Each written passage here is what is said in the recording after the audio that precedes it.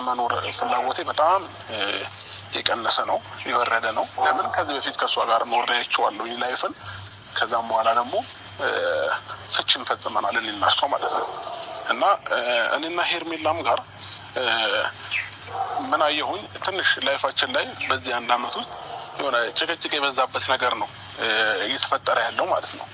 ስለዚህ ሩታም ጋር ሄርሜላም ጋር ያለው ነገር እኔ ከሩታም ጋር ብሆን ሄርሜላ ከኔ ላይ ብዙ ነገር።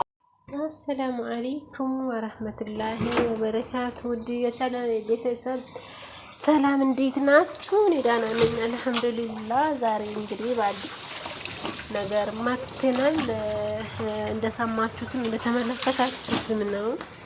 አብርሃም ሩታም ሆኖ ሄርሜላን በህይወቴ እኔ አልፈልጋቸውም፣ እነሱም እንዳይፈልጉኝ አልቀርባቸውም፣ እንዳይቀርቡኝ፣ ህይወቴን እንዳይበጠብጡኝ ብሎ እንግዲህ እስከ ወንድሙ ከእህቱ አጠገብ ቃል ገብቷል ማለት ነው።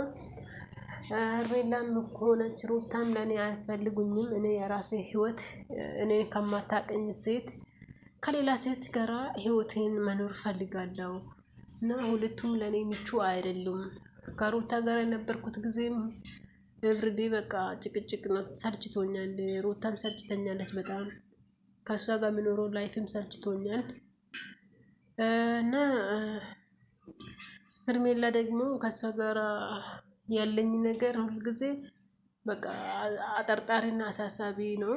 ስለዚህ ከዚህ ሁሉ ህይወት እኔ የራሴ የግል ህይወቴን ከማላቀት ከአዲስ ሴት ጋራ አዲስ ህይወት አዲስ ፍቅር ጀምሬ ለራሴ ህይወቴን እኖራለሁ። ህይወታችሁን ኑሩ፣ አልደርስባችሁም፣ አትድረሱኝ፣ አልፈልጋችሁም፣ አትፈልጉኝ በሚል በአጭር አማርኛ የሩታና የሄርሜላን ልብ ለማዝጋት አስበዋል ማለት ነው አብርሽ። ሆኖም ግን ሴቶቹ ምንድነው እንደዚህ አይነት ውሳኔ የምትወስነው? እኛ አስጨንቀህ ነው ወይስ ሆን ብለህ ነው የምትወስነው እያሉት ቢሆንም ነው ብለዋል። አሁን ወደ ኋላ አልመለስም፣ አልፈልግም፣ በቃኝ ህይወት ሁሌ መጨቃጨቅ ሰለቸኝ እና ይሄ ህይወት ሰልችቶኛል። እንደዚህ አይነት ህይወት አይደለም ለራሴ ለሌላም አልመኘውም፣ አልፈልግም ብለዋል አብርሽ። እንግዲህ የማንንም ፍላጎት ውስጥ አይገባም። ግን ብቻ አብርሽ ሩታ ጋራ የነበረ ጊዜ በጣም አስጨናቂ፣ አጨቅጫቂ፣ ደባሪ ጊዜ ሆኗል ብለሃል። እሺ ይሁን። ከሄርሜላ ጋራም የነበረኝን ነገር ሄርሜላም ያው ሁል ጊዜ ነገር እየመጣ ከዛም ከዚህም እያለ ሰላሜ ነስቶኛል ብለሃል። ኢትስ ኦኬ ሆኖ በቃ ሩታም ሰላም ከልክላለች፣ ሄርሜላም ሰላም ከልክላለች። ከሩታ ጋርም ደስተኛ አይደለህም፣ ከሄርሜላ ጋርም ደስተኛ አይደለህም። ግን ስለነበረን ቆይታ ቴንኪዩ በጣም አመሰግናለሁ ማለት ምን ማለት ነው? ሴት ልጅ እኮ ክብር አላት አይደል እንዴ? ሄርሜላ አፍቅራክ ክብሯን አሳልፍ ስታክ ብትጎዳም ሩታ ግን እኮ ልጅ ወልዳለች። አመሰግናለሁ በሚል ቃል ብቻ ነገሮቹ እኮ አያበቁም። ምንድነው የምታመሰግናቸው? ጓደኞችክ ናቸው እንዴ? አብረህ ሻይ ቡና ያልካቸው ጓደኞችክ መሰሉ? አመሰግናለሁ በጣም ብልክ ልታም በቃ ተመጻድቅክ ጀርባ የምትሰጠው እና ለማንኛውም ዛሬ የምትወድህን ሄርሜላ ወይም ደግሞ የልጅህ እናት የሆነችው የመጀመሪያ ሚስትህ ሩታ ገፍተህ ስለነበረን ቆይታ አመሰግናለሁ ብለህ ሄደ አዲስ ህይወት አዲስ ሴት ጋራ መኖር ጀምራለሁ ፈልጋለሁ ብለሃል። ያቺ ሴት ከሩታም ከሄርሜላም እንደማትበልጥ በምን ታውቃለህ?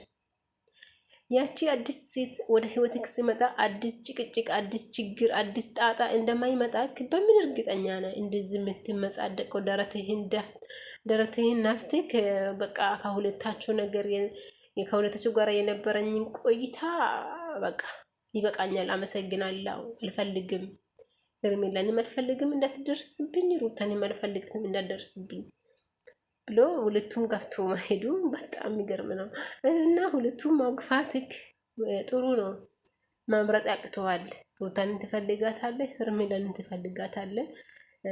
ሩታንን ማስቀየም አትፈልግም፣ ሄርሜላንን ማስቀየም አትፈልግም። ከሁለታቸው ህይወት ማውጣትክ ሞር አሪፍ ነው። ግን ጥልቅ ብልክ ሮጥክ ደግሞ ሌላ ስታቅፍ እየተጃጀርክ የምትመጣብን ምንድነው? እኛ እዚህ ጋር ለእናንተ ምነው አሻንጉሊታችሁ ነው እንደምንመስላችሁ ተመልካቾቻችሁ ማለት ነው። እኛ የእናንተ ተመልካቾች አሻንጉሊት አይደለንም። ልትቀልዱን ልትጫወቱን አይገባም፣ ልታካብሩን ይገባል። እኔ እንደ ግሌ ማለት ነው አብርሃም መታሰር አለበት። አብርሃም ለህግ መቅረብ አለበት። ለምን ካላችሁ በሴቶች ህይወት እንደዚህ እንደ አብርሃም የተጨማለቀ ወንድ የለም። ከምር ነው የሚላችሁ እንደ አብርሃም ከሴቶቹ በሴቶቹ ክብር ላይ እንደዚህ በቃ የሴቶቹን ክብር በጫማ የረገጠ ወንድን አላየውም። ሶሻል ሚዲያውን በአግባቡ ማይጠቀም ከሆነ ለህግ ቅረብልንና መፍትሄው ማግኘት እንፈልጋለን። ትክክለኛ ውሳኔ ነው ብዬ ማስበው እንደ ህዝብ እንደ ኢትዮጵያዊነት ይሄን ያክል ክብራችን መሬት ላይ መርገጥ የለበትም። እነዚህ ሴቶች ስለወደዱትና ስለፋቀሩት ስለፈለጉት ነው እንደዚህ እየሆኑ ያሉት እንጂ ክብራቸው ሳያሳስባቸው ቀርቶ አይደለም። ገባችሁ? አልፈልግም ማለት ትሶክ ግን በቃ አብርሃም ጠግቧል፣ በጣም ጠግቧል። ባይጠግብ ኖሮ እንደ ልብስ ጫማና ልብስ ሰው እንደሚመርጥና ጫማና ልብስ ሰው እንደሚቀይር ሁሉ ሴትን እየቀያየረ እየተለጣጠፈ አይመጣም ነበረ። ገባችሁ? ስንት ሴቶች ጋር ነው እየተለጣጠፈ የሚመጣ? ይሄ እኮ ብልግና እኮ ነው እያስተማራ ያለ፣ ዝሙት እኮ ነው እያስተማራ ያለ በሶሻል ሚዲያ ላይ ማለት ነው። እና ሩታም ኦልሬዲ ለምዳለች። ሄርሜላም ከሩታ ህይወት አንጻርም አይታለች፣ ከራሷም ጀምሮ አይታለች፣ ትለምዳለች። ይሄ ሁሉ ጣጣ፣ ይሄ ሁሉ ወጣ ወረድ፣ ይሄ ሁሉ ለቅሶ፣ ይሄ ሁሉ ችግር፣ በቃ ይሄ ሁሉ ውርደት እያየች ወደ አብርሃም የምትመጣ ሴት ምን ያክል ደደብ ብትሆን ነው? ምን ያክል ደንቆሮ ብትሆን ነው ወደ አብርሃም ህይወት ሌላ ሴት የምትመጣ? አዲስ ሴት የምትመጣ ከሄርሜላ ይሻላለሁ ነው ወይስ ከሩታ ይሻላለሁ ብላ ነው የምትመጣ? እስኪ የምትመጣትን ሴት ለማየት ያብቃን። ቢካዝ